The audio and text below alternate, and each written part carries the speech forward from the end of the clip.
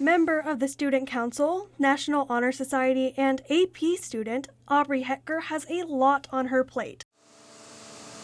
But that isn't stopping her from breaking boundaries and pushing herself even further.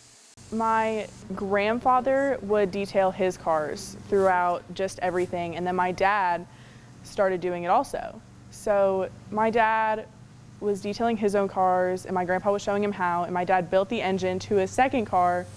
And then as my dad was selling his Audi, he was like washing it and such, and I came out to help, and then it just strayed into him teaching me and me washing all of my family's cars.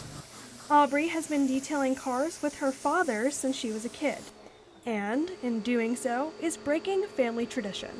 My grandfather did it, and my dad did it, so pretty much it's like a whole men's thing. I would say it started with my dad. His parents weren't really car people necessarily, but my dad and his brother, that was their thing through the 60s and 70s when car culture became a really big thing with the muscle car era.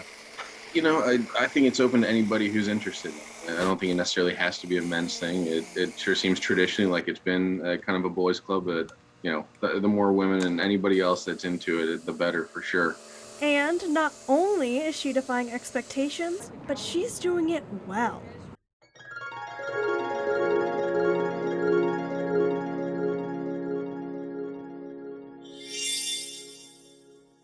In fact, Aubrey is so good at detailing cars that people are lining up to pay to have their cars done by her.